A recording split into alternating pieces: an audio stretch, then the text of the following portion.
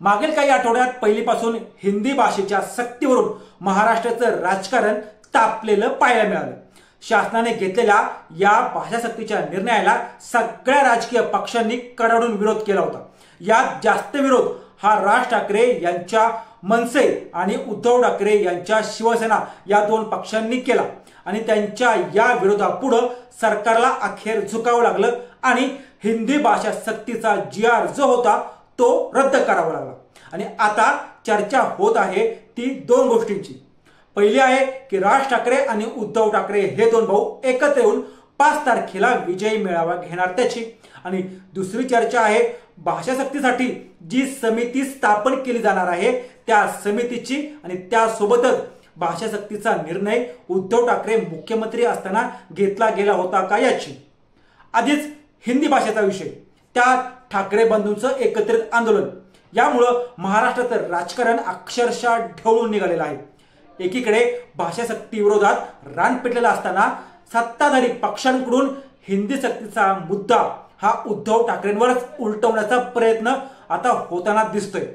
कारण इयत्ता पहिलीपासून हिंदी भाषेच्या सक्तीचा निर्णय उद्धव ठाकरे यांच्या नेतृत्वातील महाविकास आघाडी सरकारच्या कार्यकाळातच घेण्यात आल्याचा आरोप महायुतीतल्या पक्षांकडून म्हणजे भाजप आणि एकनाथ शिंदे यांच्या शिवसेनेकडून होत आहे। मुख्यमंत्री देवेंद्र फडणवीस, उपमुख्यमंत्री एकनाथ शिंदे हे सातत्याने हाच आरोप करून उद्धव ठाकरे यांना लक्ष्य करत आहेत। तसंच हे आरोप करत असताना ज्येष्ठ शास्त्रज्ञ डॉक्टर रघुनाथ माशेलकर यांच्या अध्यक्षतेखाली स्थापन करण्यात आलेल्या एका समितीचा दाखला सुद्धा दिला जातो। हा अहवाल नेमका काय आहे आणि तसंच या अहवालावर उद्धव ठाकरेंचं मत काय होतं किंवा त्यांची बाजू काय होती जाणून घेऊयात या व्हिडिओच्या माध्यमातून। नमस्कार, मी किशोर बलकवडे आणि आपण पाहतात विषयच वेगळा।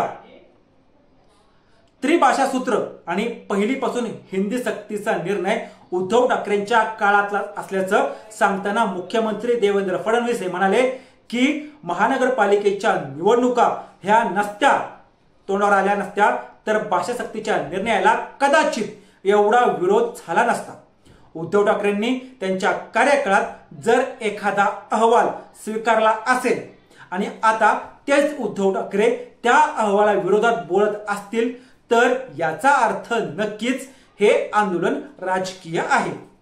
देवेंद्र फडणवीस यांच्यानंतर उपमुख्यमंत्री एकनाथ शिंदे यांनी हा अहवाल महाविकास आघाडी सरकारच्या काळातच आला होता असं सांगितलेलं आहे।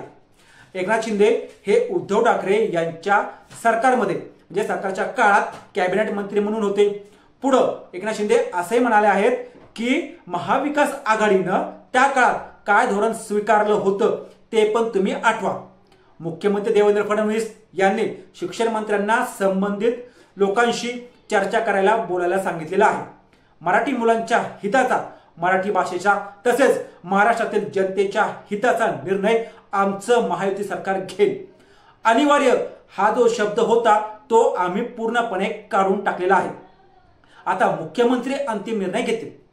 एकूणच काय तर एका बाजूला उद्धव ठाकरेंचा पक्ष हिंदी भाषेच्या सक्तीविरोधात आंदोलन करत असताना दुसऱ्या बाजूला उद्धव ठाकरेंनी त्रिभाषा सूत्राची शिफारस करणारा डॉक्टर रघुनाथ माशेलकर समितीचा अहवाल हा स्वीकारला होता असंच आता सत्ताधारी पक्षाचे नेते म्हणत आहेत। महायुतीमधील नेत्यांकडून उद्धव ठाकरे यांच्यावर हे आरोप होत असताना आता उद्धव ठाकरेंच्या शिवसेनेच्या नेत्यांनी मात्र हे सगळे आरोप फेटाळलेले आहेत। कोणत्याही समितीचा अहवाल स्वीकारला म्हणजे त्याची अंमलबजावणी केली असा त्याचा अर्थ अजिबात होत नाही।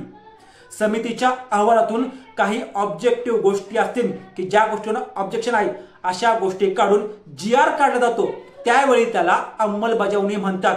त्यामुळे उद्धव ठाकरे मुख्यमंत्री असताना अशी अंमलबजावणी अजिबात झालेली नाही। एखादा अहवाल स्वीकारला याचा अर्थ त्यातल्या सर्व सूचनांवर अंमलबजावणी केली जाईल असं नसतं। यातल्या ज्या योग्य सूचना असतील त्यावर नक्की अंमलबजावणी केली जात असते। भाजपने महाविकास आघाडीचं सरकार पाडलं आणि आज केवळ राजकारणासाठी भाजप त्या अहवालाचा आधार घेत आहे। पण त्या अहवालातील इतर सूचनांचा भाजपला पूर्ण विसर पडला आहे। देवेंद्र फडणवीस यांनी पत्रकार परिषद घेतली आणि त्यात ते बोलले होते की प्रेस कॉन्फरन्समध्ये 2020 मध्ये तत्कालीन मुख्यमंत्री उद्धव ठाकरे यांनी त्रिभाषा सूत्र संदर्भात डॉक्टर रघुनाथ माशेलकर यांच्या अध्यक्षतेखाली समिती गठीत केली होती। या समितीत एकूण 18 वरिष्ठ अभ्यासू सदस्य होते। समितीने उद्धव ठाकरेंना 101 पानांचा अहवाल दिला होता। तेव्हा मुख्यमंत्र्यांसह संजय राऊत देखील उपस्थित होते।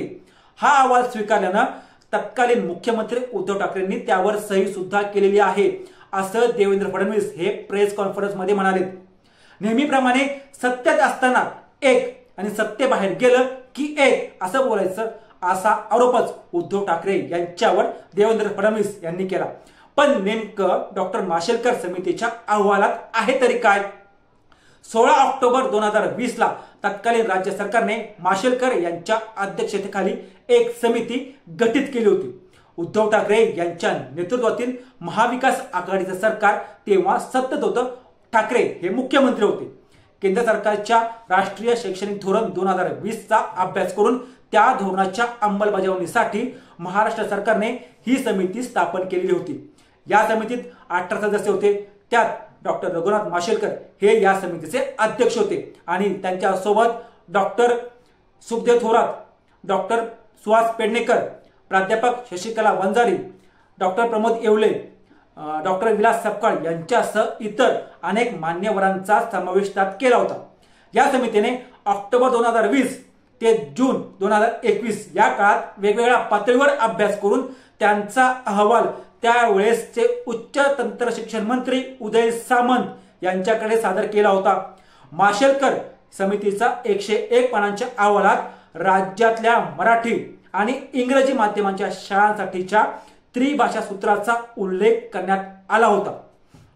तसंच या अहवालातील शिफारसीनुसार इयत्ता पहिलीपासूनच विद्यार्थ्यांना हिंदी आणि इंग्रजी या भाषा शिकवण्यात याव्यात असं देखील सांगण्यात आलं होतं। पहिली ते 12वी पर्यंत इंग्रजी शिकवल्यामुळे किंवा इंग्रजी शिकल्याने विद्यार्थ्यांना भविष्यात इंजिनिअरिंग आणि मेडिकलचा अभ्यास करणं सोपं जाईल। त्यासोबतच राज्यातील महाविद्यालय म्हणजे कॉलेजेस आणि विद्यापीठांमध्ये सुद्धा मराठी भाषेतून शिक्षण देण्यास प्रोत्साहन देणं गरजेचं आहे असं देखील त्यात म्हटलं होतं। पण यानंतर महाविकास आघाडीचं सरकार पडलं आणि यावर पुढे या अहवालावर काय चर्चा झाली ते समोर आले नाही किंवा चर्चाच झाली नाही। त्यामुळं हे मध्येच अडकलं होतं। असेच रोजच्या रोज नवनवीन व्हिडिओ पाहण्यासाठी आमच्या चॅनलला सबस्क्राईब करून व्हिडिओला लाईक करायला विसरू नका।